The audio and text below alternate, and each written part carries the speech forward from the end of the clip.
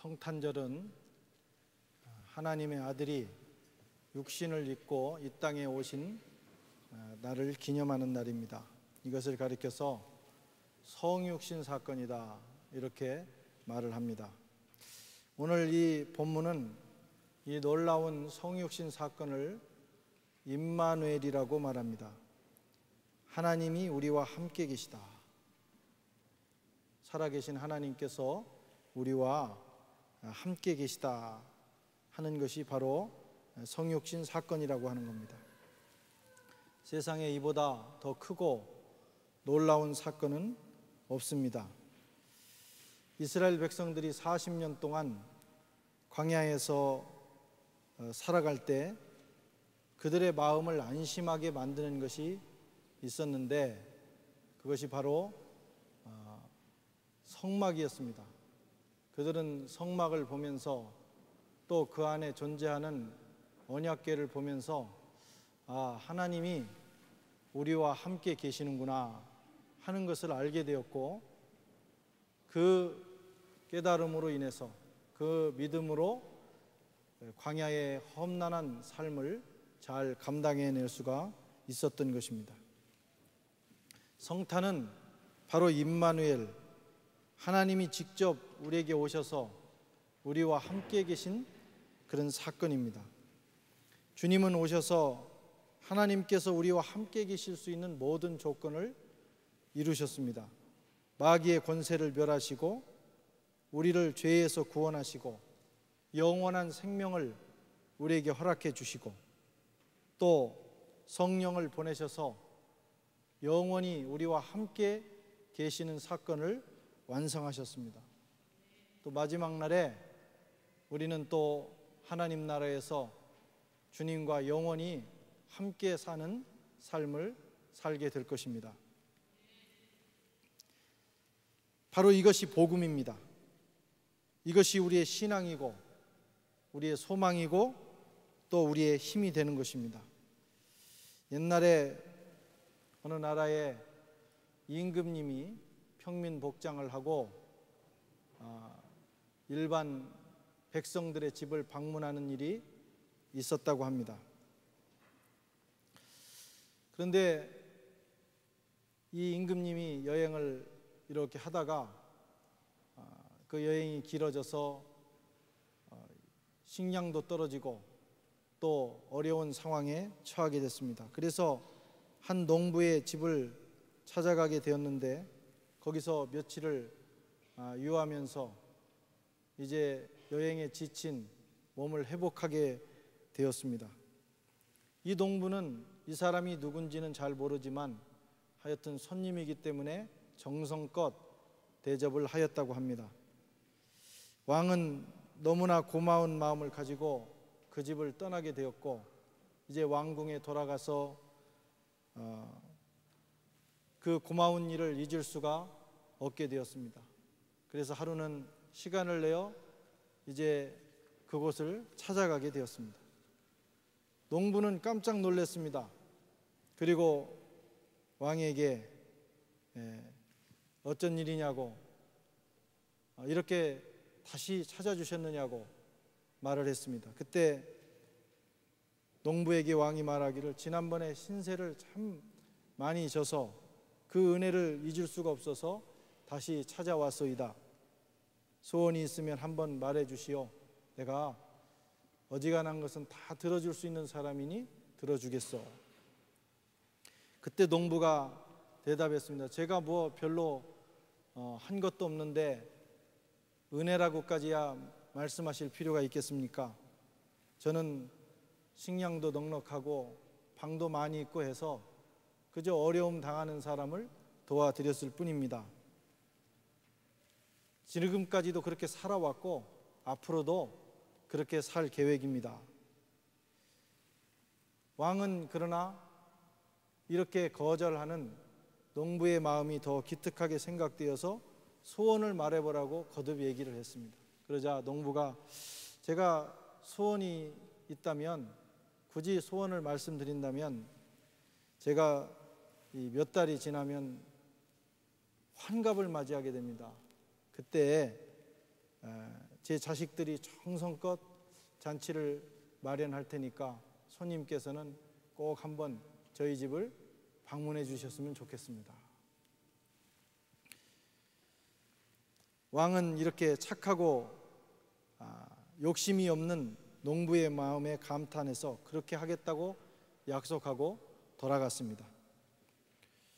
그 후에 석 달 후에 이제 왕이 신하들과 함께 그 집을 찾아오게 되었습니다. 농부도 깜짝 놀랐고 주변에 수많은 사람들이 모두 깜짝 놀랐습니다. 이게 웬일인가 해서 고을에 있던 많은 관리들과 수많은 사람들이 야, 이 임금님이 직접 찾아주신 집이니 이 집은 보통 집이 아니다. 그래가지고 예물을 가지고 환갑잔치에 이제 서둘러서 오게 되었답니다. 그래서 이 사람은 명예도 얻었고 부도 얻었습니다. 그 후에 임금님이 다녀가신 집이라고 해서 그 집에 기념비까지 세웠다. 믿거나 말거나 하는 얘기지만 그러나 의미가 있습니다. 누구와 함께 있느냐, 누가 우리의 가정과 인생을 방문하느냐가 이렇게 우리의 인생을 결정짓는 것입니다. 만왕의 왕이신 하나님의 아들이 오셨고 왕이신 하나님이 직접 우리를 위해서 죽으셨고 그리고 그 왕이신 성령께서 우리 안에 와 계십니다. 이것이 성도의 삶입니다. 여러분, 이것보다 더 크고 놀랍고 축복된 사건은 세상에 없습니다. 저와 여러분은 바로 하나님이 우리와 함께 계신 사건을 경험하고 또 그 사건과 함께 살아가는 사람들입니다. 이 사실을 알고 살아가는 사람은 그렇지 않은 사람과 전혀 다른 삶을 살게 됩니다.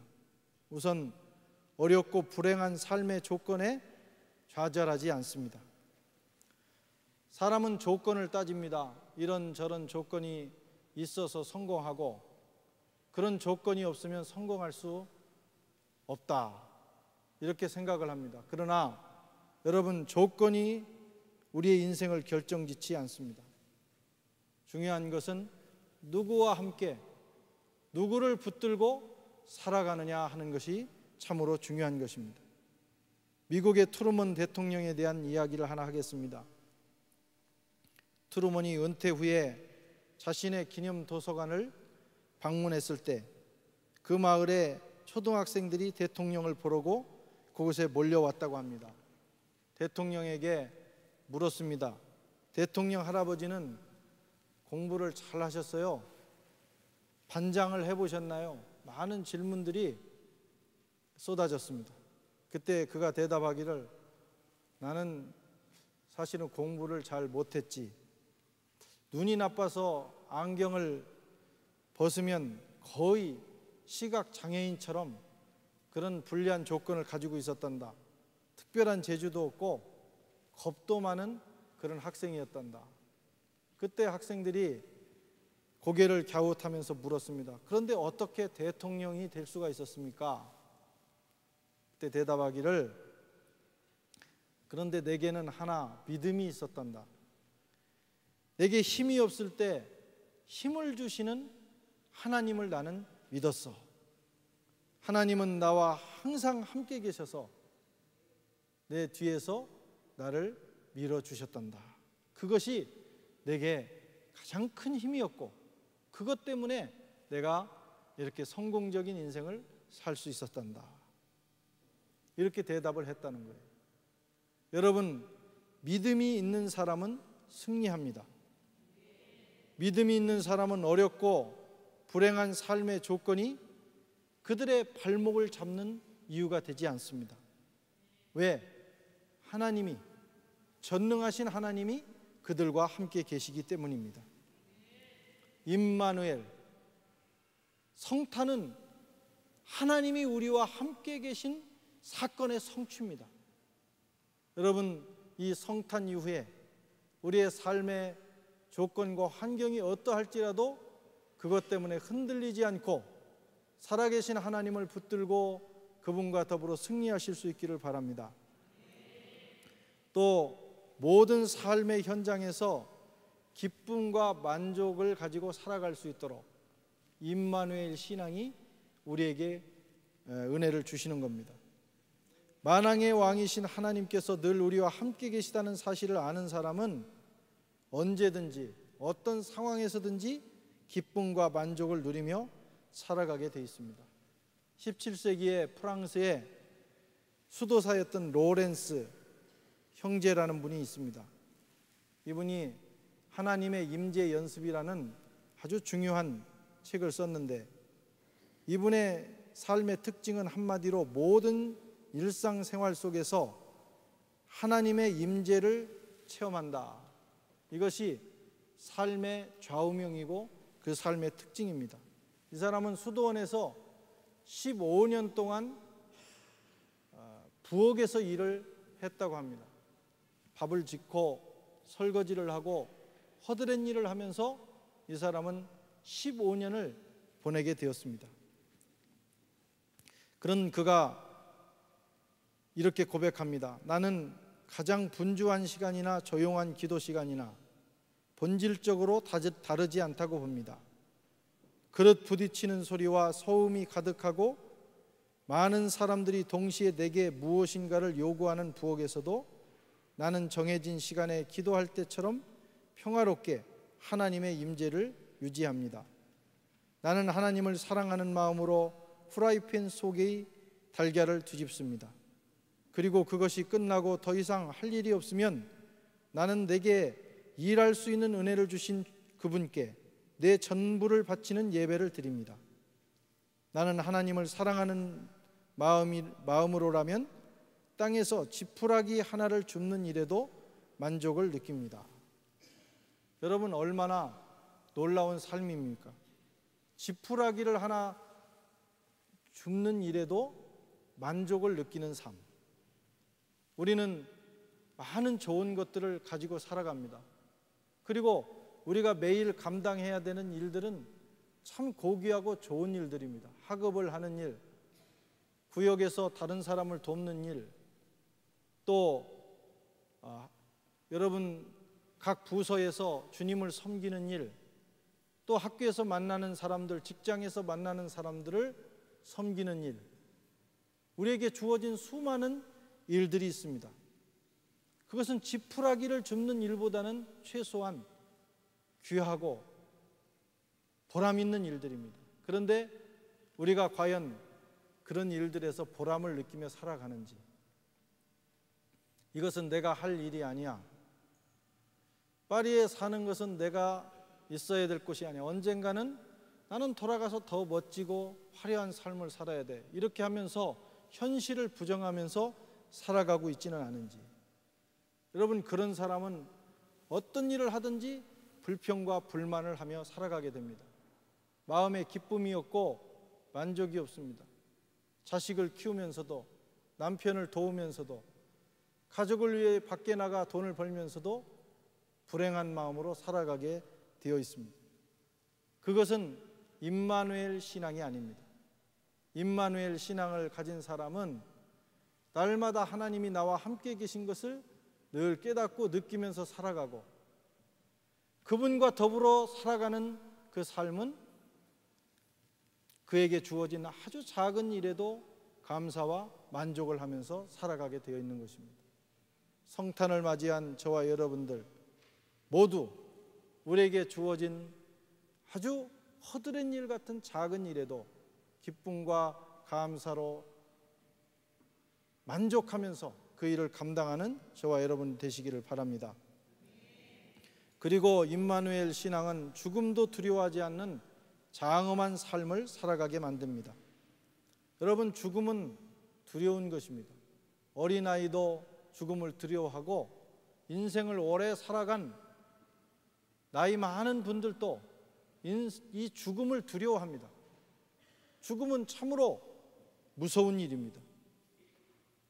그러나 주님과 함께 살아가는 사람은 죽음의 두려움을 극복할 수 있습니다.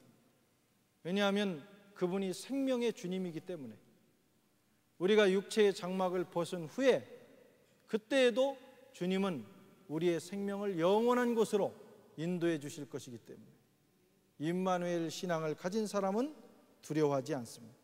요한복음 11장 25절 26절에 예수께서 가라사대 나는 죽음 부활이요 생명이니 나를 믿는 자는 죽어도 살겠고 무릇 살아서 나를 믿는 자는 영원히 죽지 아니하리니 이것을 내가 믿느냐. 주님이 말씀하셨어요. 주님이 오셔서 우리에게 주신 큰 선물은 바로 주님과 더불어 살아가면, 주님을 믿고 살아가면 죽음도 이길 수 있다고 하는 것입니다.